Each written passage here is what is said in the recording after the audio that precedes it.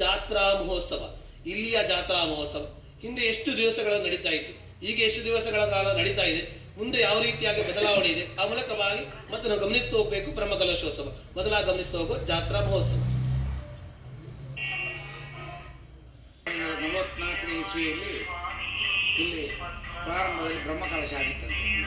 ಆ ಬ್ರಹ್ಮಕಲಶವು ಅದಕ್ಕಿಂತ ಮುಂಚೆ 5 ದಿವಸ ಜಾತ್ರೆ ನಡೀತಿತ್ತು ಅಂತ ಪ್ರತೀತಿ. ರಥೋತ್ಸವ ಕ್ರಮೇಣ ಶಿಥಿಲಗೊಂಡು ರಥ ಎಲ್ಲ ಅಜೀರ್ಣಾವಸ್ಥೆಗೆ ಬಂದು 1994ರಲ್ಲಿ ಬನಾರಿ ಗೋಪಾಲಕೃಷ್ಣ ಭಟ್ರ ನೇತೃತ್ವದಲ್ಲಿ ಇಲ್ಲಿ ಜೀರ್ಣೋದ್ಧಾರಗೊಂಡು ಗರ್ಭಗುಡಿ ಮತ್ತು ರಥ ಆಗಿದ್ದೆಲ್ಲ ಕೆಲಸವನ್ನು ಮಾಡಿ ಬ್ರಹ್ಮಕಲಶ ಆಯಿತು. 94ರ ಜನವರಿಯಲ್ಲಿ ಪ್ರಥಮ ಬ್ರಹ್ಮಕಲಶ ಆಗಿ ರಥೋತ್ಸವ ನಡೆಯಿತು. ಅದರ ನಂತರ ವರ್ಷಕ್ಕೆ ಒಂದು ಬ್ರಹ್ಮಕಲಶ ಜಾತ್ರೆ 3 ಹೊತ್ತು, ಮೂರು ಹೊತ್ತು, ಒಂದು ರಾತ್ರಿ, ಒಂದು ಬೆಳಿಗ್ಗೆ, ಮಧ್ಯಾಹ್ನ ದರ್ಶನ ಬಲಿ, ರಾತ್ರಿ ರಥೋತ್ಸವ, ಅದಕ್ಕೆ ನಂತರ ನೇಮೋತ್ಸವ. ಇದಕ್ಕೆ ಪಡ್ನೂರು ಗ್ರಾಮದ ಜನರು ಎಲ್ಲರೂ ಸಹ ತುಂಬ ಹೃದಯದಿಂದ ಸಹಕಾರ ಕೊಡ್ತಾ ಇದ್ದಾರೆ. ಮುಖ್ಯವಾಗಿ ಎಲ್ಲ ಯುವಕರು ಅವರ ಎಲ್ಲರ ನೇತೃತ್ವದಿಂದ ಇದು ಒಳ್ಳೆಯ ರೀತಿಯಲ್ಲಿ ಇಷ್ಟು ವರ್ಷದಿಂದ ನಡೆದುಕೊಂಡು ಬಂತು.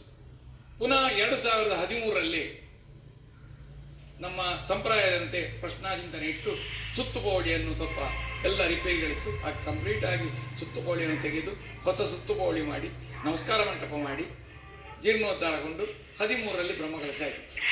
ಅದು ನಾವು ನಮ್ಮ ನೇತೃತ್ವದಲ್ಲಿ ಆಯಿತು 2013ರಲ್ಲಿ. ಅದಕ್ಕಿಂತ ನಂತರ ವ್ಯವಸ್ಥಾಪನಾ ಸಮಿತಿಯು ಚೇಂಜ್ ಆಗಿದೆ, ಅದು ನಾವು ವಾಪಸ್ ವ್ಯವಸ್ಥಾಪನಾ ಸಮಿತಿಗೆ ಬಂದೆವು.